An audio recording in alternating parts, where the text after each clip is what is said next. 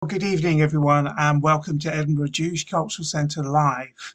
In tonight's event, which marks Holocaust Memorial Day, I'm delighted to welcome actress and playwright Vanessa Rosenthal.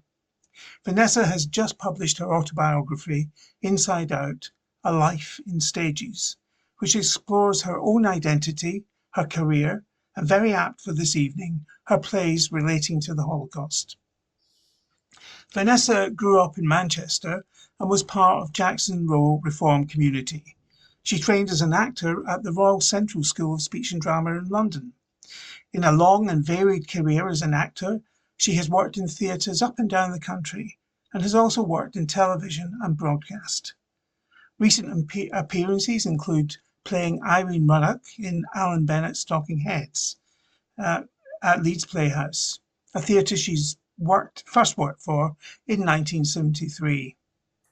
Alongside her acting career, Vanessa has also had a parallel career as a playwright for the BBC and for theatre.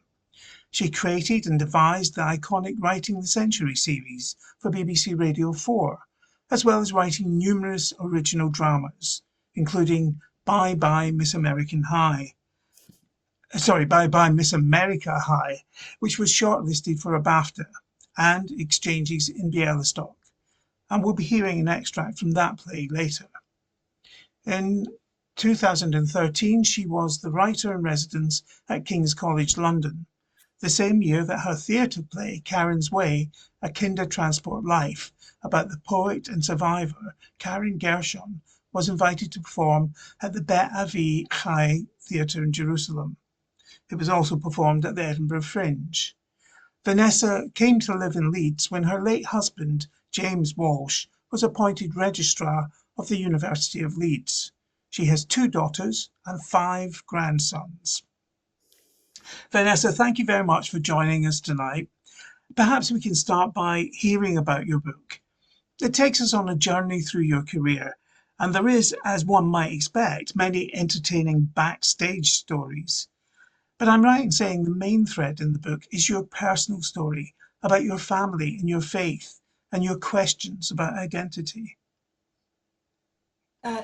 Thank you for the warm welcome, and I'm sorry, as planned, I'm not actually with you in Edinburgh, but here I am and very pleased to be here.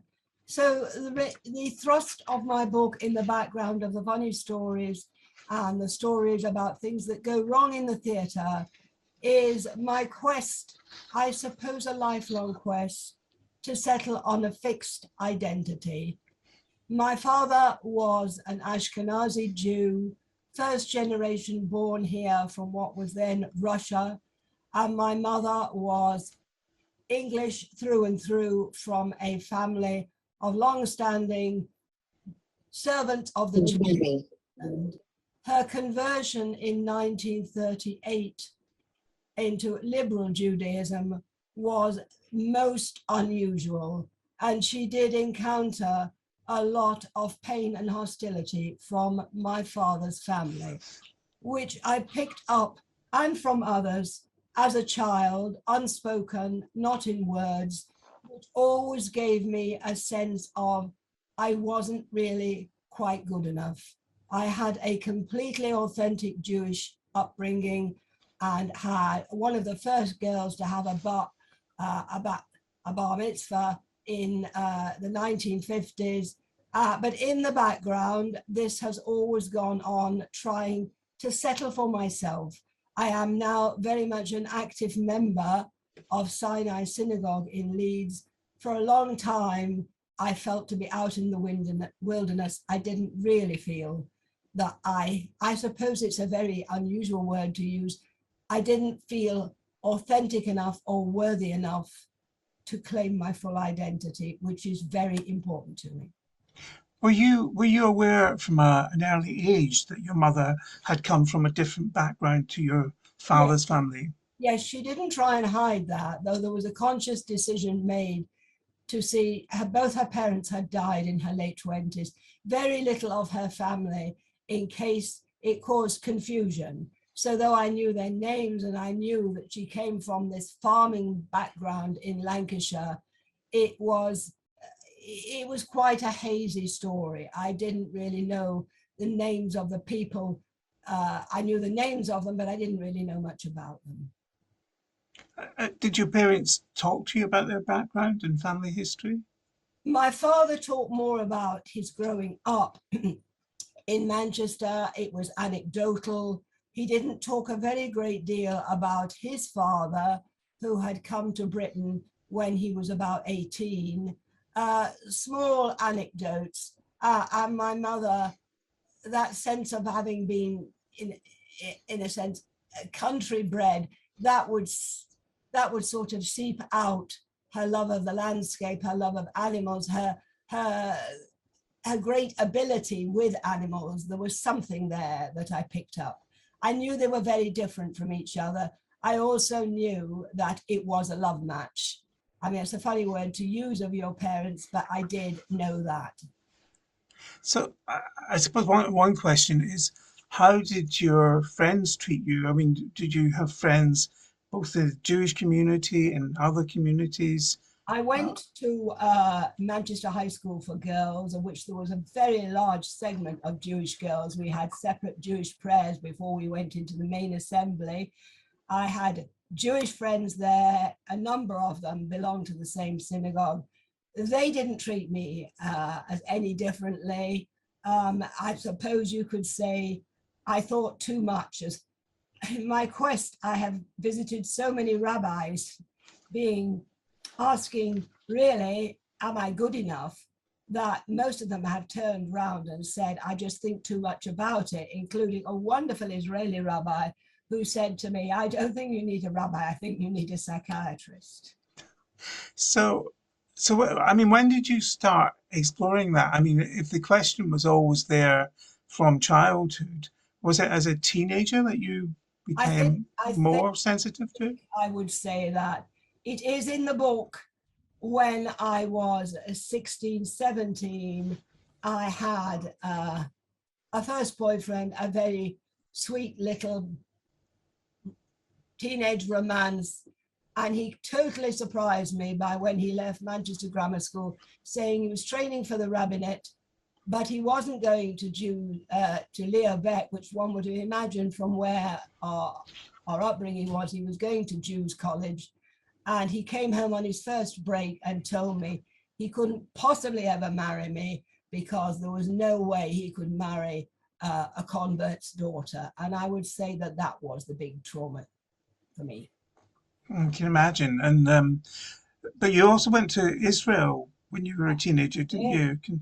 I went to Israel and worked on a kibbutz. Again, you could say it was part of the search. I loved the kibbutz up to a point. Very strong, individually minded.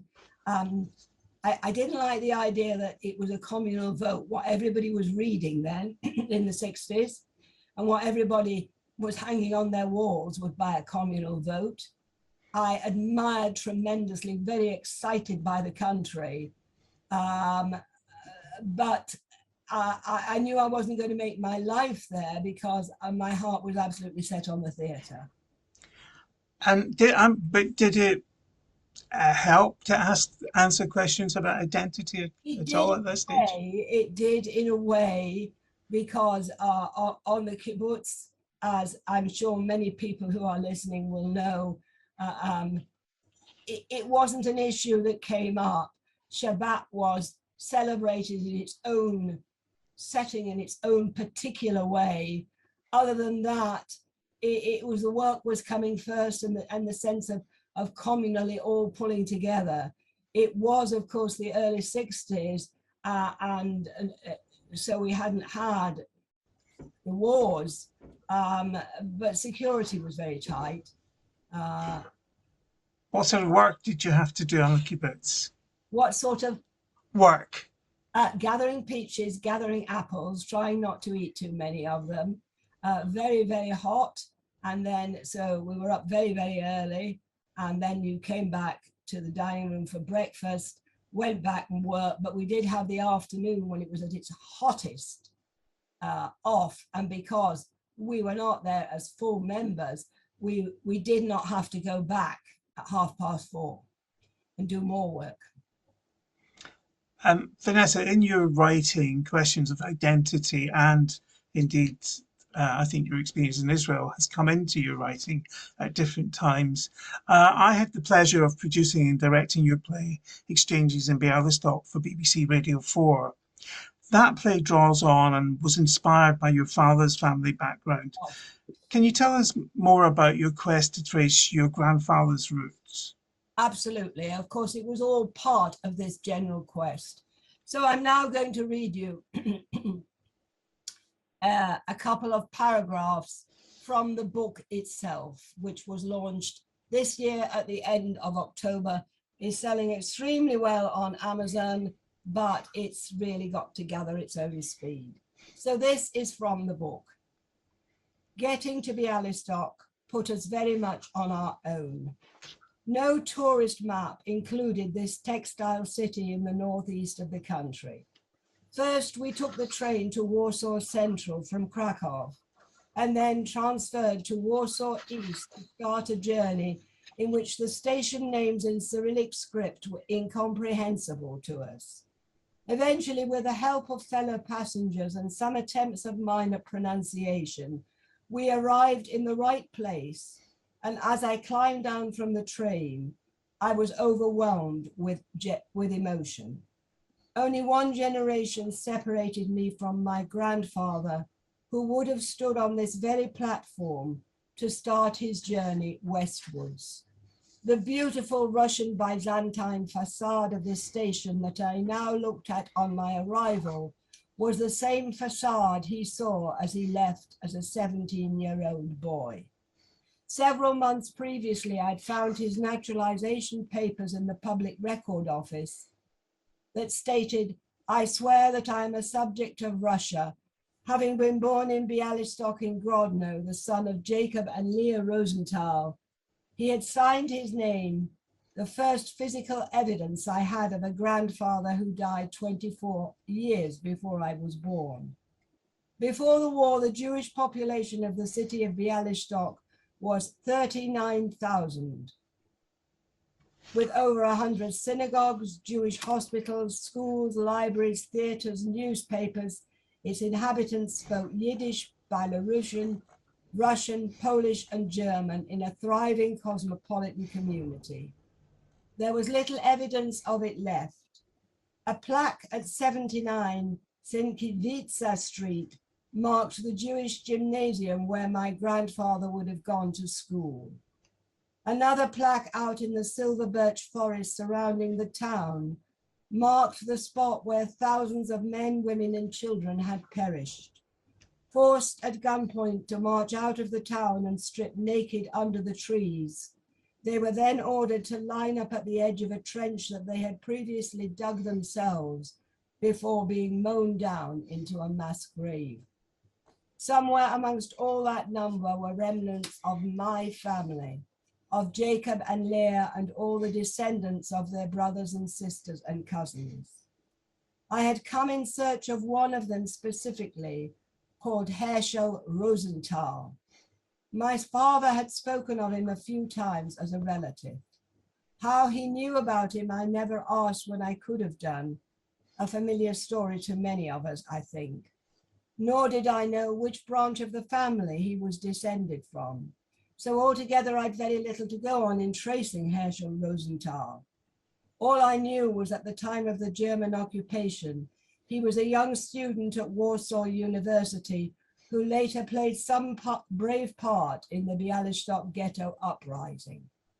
And still, until I started looking prior to this visit, I had even been ignorant of the fact that the Bialystok ghetto uprising was second in importance only to the Warsaw ghetto uprising.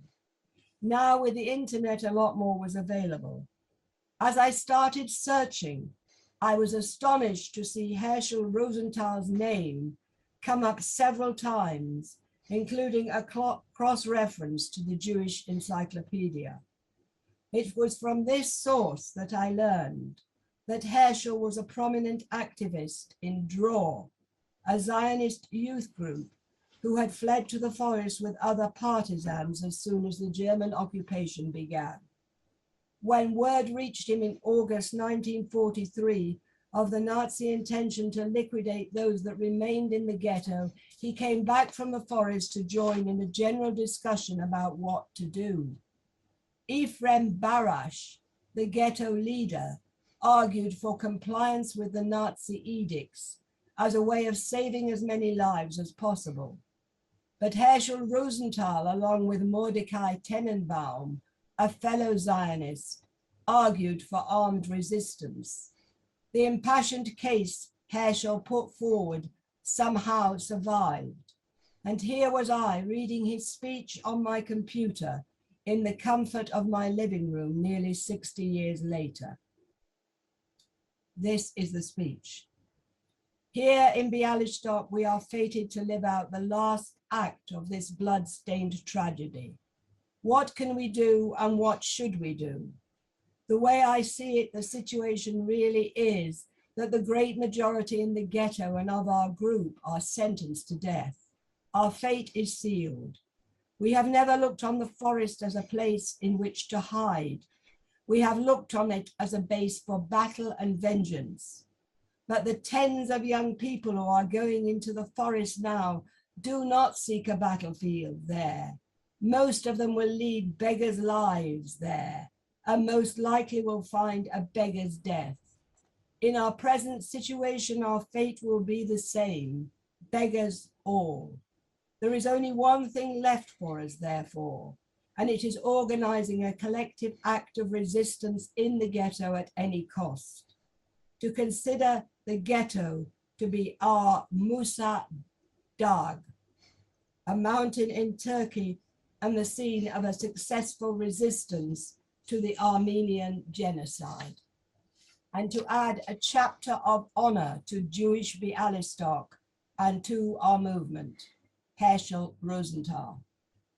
I found the words incredibly moving and felt proud to have some connection to the bravery of a man like Herschel Rosenthal, who had inevitably perished in the uprising. Working out my exact connection to him, I quickly realized was a tall order.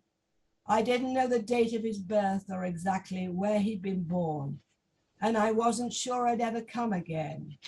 But on my return, I wrote a play about some of them, Changes in Bialystok. The play, while surrounding the terrible Holocaust years, deals with a personal reconciliation with the past, when Professor Golber, a man in his late 70s, a criminal rights lawyer, finally revisits his father's birth city. There he finds himself in collision with a retired librarian, Miss Harris, who has come on a similar mission, only in her case to find out about her father, Samuel Harris, who was a pastor in the Barbican mission, a mission of evangelical Jews traveling throughout Poland to try and claim Jews for Christianity. The play, as David said, was produced and directed superbly by him. Thank you. I think later we might talk more about how you transfer real life experiences into creative writing, into plays and stuff, or how you decide what you're going to choose to dramatize or fictionalize. Is it easier to fictionalize or to concentrate on real story? But no, just to give everybody a flavour of the play Exchanges in Bialystok, Vanessa and I are going to read an extract from the play. Vanessa is going to read the part of Lorna Harris, the daughter of Samuel Harris, and I'm going to read Professor Goldberg. So they've met up in Bialystok. They're sharing a Polish guide, and this is the morning. They're standing outside their hotel, waiting on that Polish guide. And the first one there is Professor Goldberg.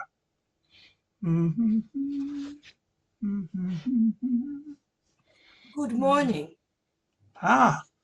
Good morning to you. He did say outside, didn't he? Yes, he did. Did you sleep well? No, not very. Did you? Badly, badly. I don't think I was prepared for how little of the old town is left. You've some picture in your head it ought to match? Not really. I don't have anything to go on. You know why I'm here, don't you? Only conjecture combined with my own perceptions. Do you want to talk about it? No, I can't. Well, if you do feel you can, I'm worth trying. Nothing ever shocks or surprises me. Not in my trade. And you do think it's shocking? Me, I only observe. I think you think it's shocking in some way. Many terrible things happened here, but there were also some good people who tried to do their best according to their lights. Yes, but I wasn't prepared for the detail. I thought I was inured by the depth of my knowledge on the subject. Instead, I'm overwhelmed. I had a bad experience last night in my room at the Golbieski. I couldn't get my breath. There are two twin wash basins in there, side by side, with two twin mirrors above, two twin bedsteads, ornate 19th century Rococo affairs, unchanged in 80 years, I expect, like the rest of that hotel, the best in town. The only proper one in 1939, I think. Exactly my point. It would have been requisitioned during the war for officers. So I lay there all night, thinking obsessively of the two SS who would have been billeted in my room, resting their brill-creamed heads against the wall, awaiting the next day's orders for the liquidation of the ghetto.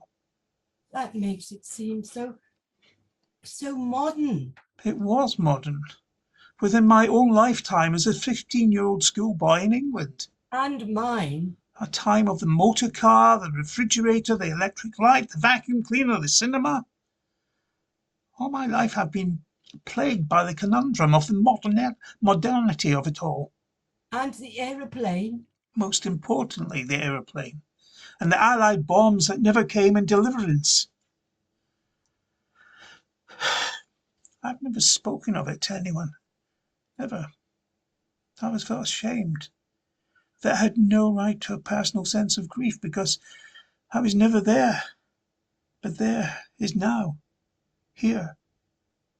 And it's happening to me now in this ordinary town where my people were ripped into oblivion. Not just to you. Thank you, Vanessa. The third main character in the play is Saul's niece, Deborah. It's a very emotionally tough play, and while Saul and Miss Harris do find some common ground in the drama, Deborah finds that hard to arrive at. Would you say something about Deborah and what she's going through in the play, Vanessa? Well, Deborah is first of all grieving for the loss of her father, who has died fairly recently. That is Golba's nephew. So she is quite angry in her grief in any case, and she's come on this pilgrimage because it was something her father always wanted to do, and she was coming with her father. These were her roots, and this was her identity. And then as far as she is concerned, with all the sort of black and white attitudes of a 22-year-old, she is appalled and revulsed to meet Miss Harris, who dares to join in with their tour when she is the daughter of an evangelical Jew. She finds it repulsive and ridiculous, and she is extremely hostile and doesn't hold back from saying what she thinks of the woman. Exactly, yes. And that tension between Miss Harris and Deborah, Deb, is, is very potent throughout the play. Vanessa, I know your work from listening to it on the radio and working with you, and you have a very wide range to your writing skills and inspiration. Here, you didn't choose to write about the resistance as such, but it seems in a way that this play reflects yours and other people's experience of going back to Poland or other places where, great tragedy happened to relatives. Was that the real impetus for the play, to kind Oh, of characterize your oh, own? yes. I mean, this was not, though I've made it out to be, my first visit. My first visit was with my late husband. It was a university occasion going to Łódź in 1985 before the wall had come down. And it was this sudden sense that I should do more. I didn't know enough about my grandparents. And the overwhelming thing I felt was the scale of it was beyond comprehension. But one of the details on which, I don't think I'm spoiling anything, the play is built. And I should point out that though Deborah is so hostile, it's not till late in the play she actually knows who Miss Harris is. She just knows that she isn't Jewish, and therefore that is enough that she is horrified that she's joined in this tour and this group. But and I use the Barbican Mission, who have their headquarters in Tunbridge Wells in Kent, and they passed over to me the diaries of a man similar to Harris. And he did, as soon as the occupation started, he closed down the mission, he moved to the ghetto, he did everything he could and more to save as many lives as possible, with food, with clothes, sacrificing himself, to the point that he didn't die because of Nazi aggression. He died of typhoid. He was working tirelessly.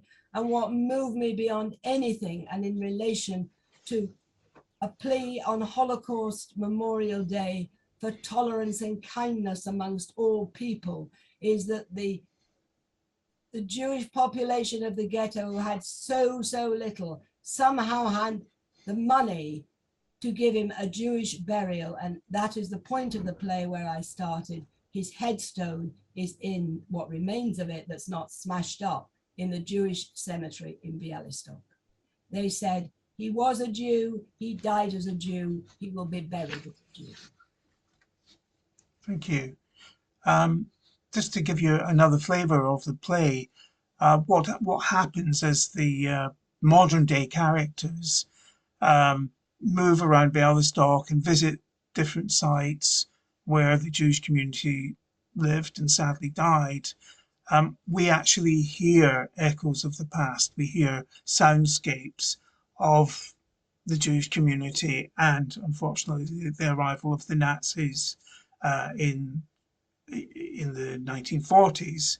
And that works terribly well on radio because you're in that kind of soundscape.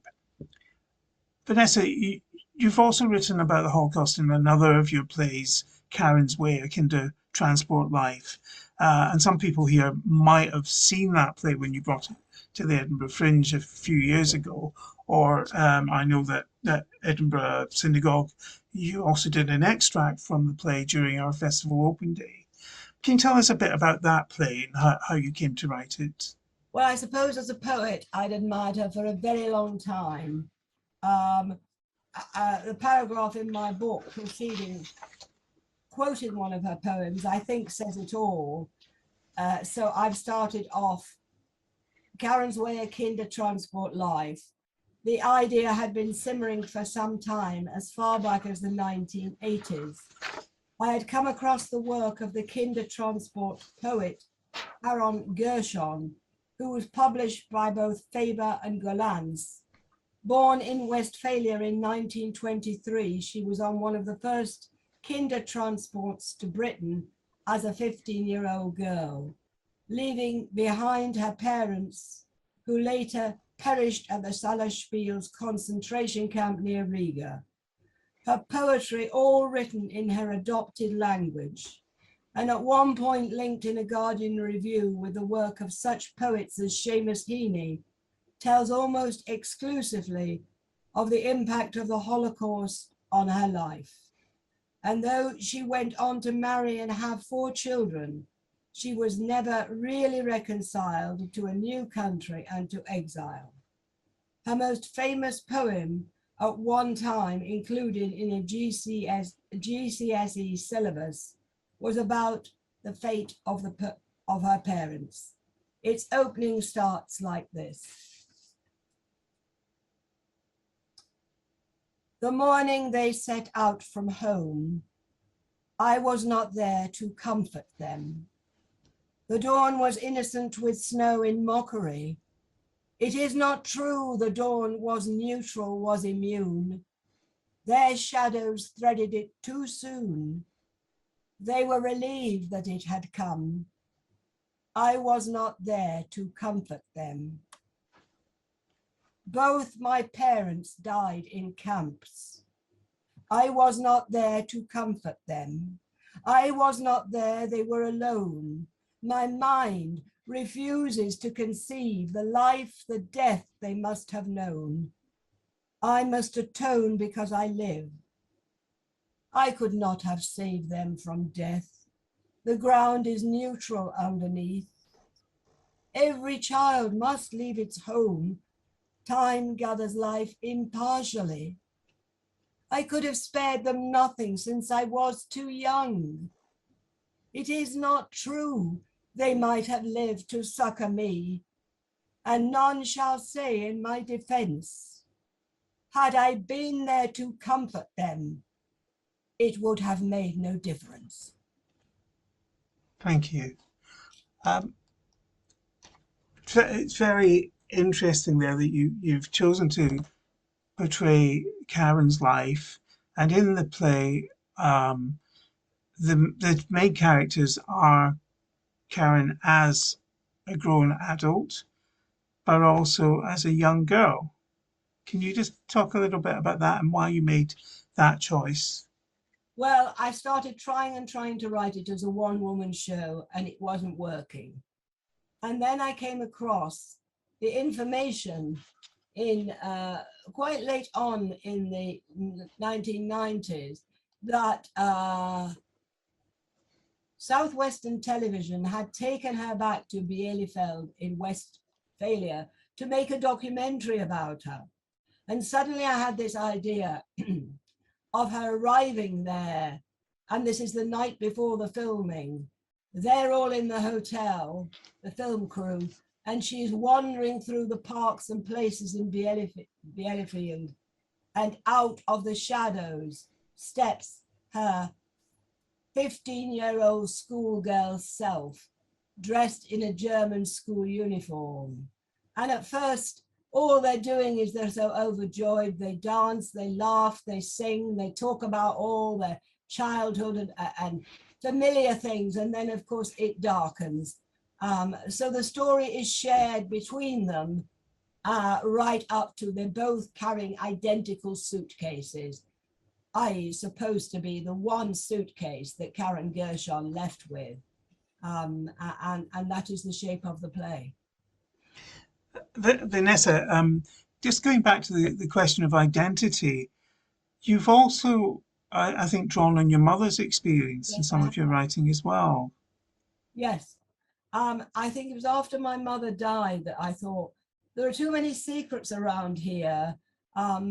Really, I need to be in touch with what there is of my mother's family. I mean, they knew of me, of my existence, and I knew of theirs, but it was not people I'd ever met.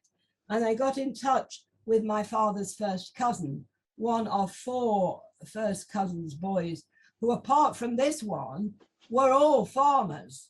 And he was in retirement, he was some kind of company accountant to a textile mill on the edges of Bolton, lived in this beautiful Georgian house.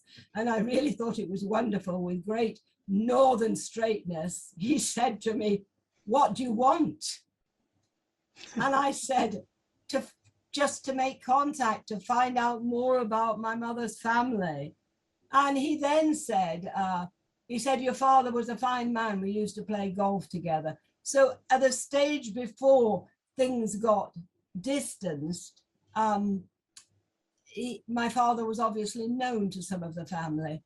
Anyway, I started more researching, more delving, and I knew what the family name going back generations was. And there was a family ghost story, which I had heard about as a child, really spooky stuff. And I wrote this play called The Drover's Path, which is set on what was, in about 1820s, one of the family farms called Cantclough Farm, now disappeared because there is a reservoir there now called Cantclough Reservoir, which is named after the farmhouse, which is underneath the reservoir. So that was the first one, really, directly about my mother's family. It's interesting. It strikes me, your that side of your family were in farming, Mm. and quite possibly, a lot of Jewish families that came from Eastern Europe, from very small villages or Oh, shtetls, absolutely. probably worked in the land as well. We worked on the land. I You should know, a better kibbutznik. I should have rolled my sleeves up and gathered more peaches. but talking about Israel again, Yeah. um, you created this wonderful series for Radio 4 called Writing the Century. And for anyone that hasn't heard it, it's a series, is usually a series of 15-minute episodes that draws on real diaries. Right. Writers, not just Vanessa, but other writers, do research, find real diaries, and then create a drama that runs over a week um, based on the diaries. Now, Vanessa, I produced one of these series in Scotland for Radio 4. Um, and you wrote many episodes of Writing the Century. And then you wrote one that was, I think, based on your own diaries. Was. It was. It was Tell very us about that. really. I was on a break with my daughter and son-in-law and two small grandsons, standing at a bus stop in Lisbon, when I got a phone call. The name will mean something to David, from Pauline Harris, BBC Manchester, to say I'm in a terrible mess. I've got the delivery date for this Writing a Century, and the writer can't complete in time, and I don't know what to do. And have you got anything? From nowhere. And I floundered around, seeing this tram coming down the hill in the distance. And I said, well, the only thing I can offer you is my own diary that I kept when I was in Israel on a kibbutz. And it was a diary interspersed with Jim, my husband's, letters to me long before we were married.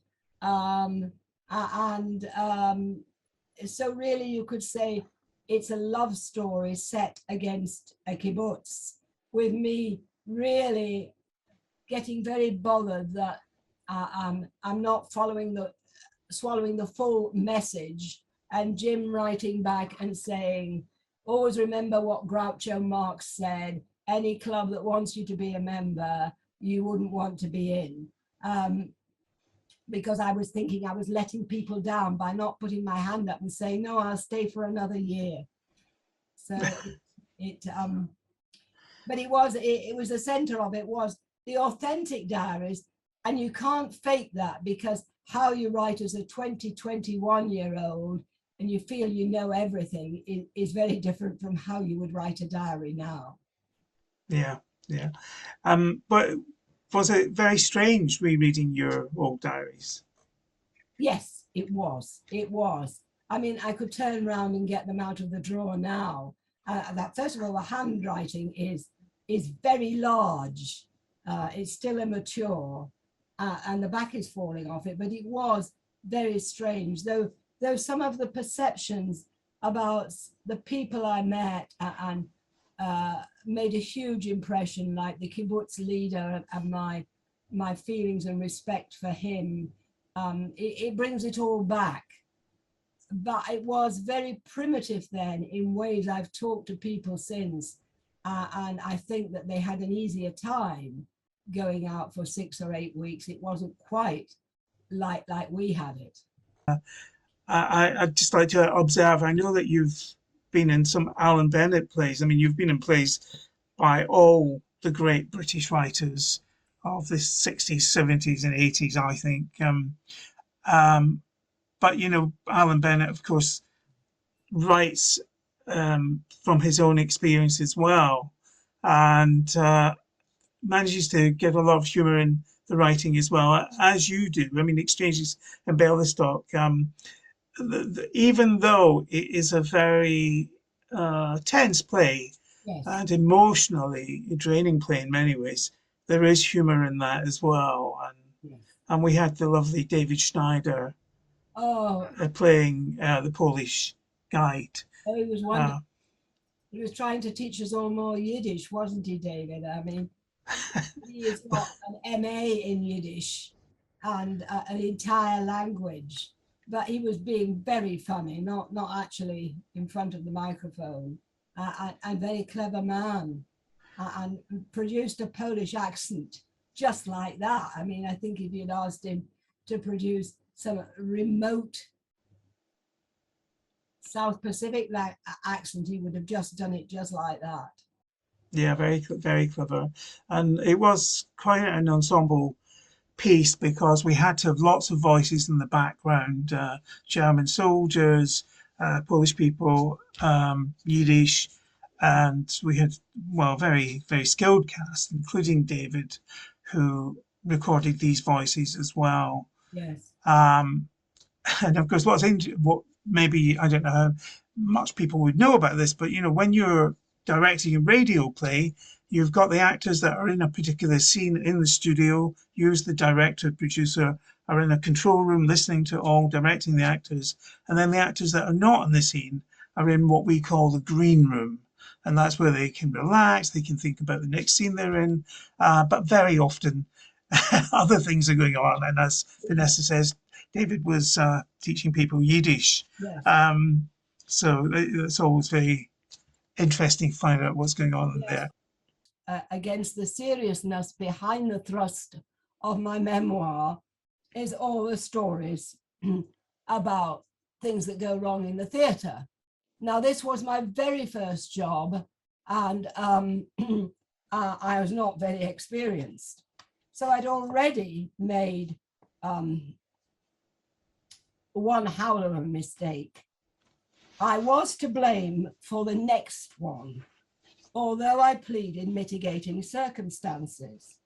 Again, it was another Agatha Christie, staple fare for reps in the 60s and 70s because the audiences loved them. This time it was Murder at the Vicarage, and I was playing another maid, again called Mary. During the strike on the previous Saturday night, I was consigned to packing a tea chest with props from the last show. It was gone midnight, and I was very tired after a matinee and an evening show. I rubbed my eyes, and my contact lenses flew out. Those were the hard sort of lenses, each the size of a small pea. I shouted out that everyone must come and help me go through the tea chest meticulously from the bottom up. But they were all tired too, and my request was met with a kind of hysterical laughter.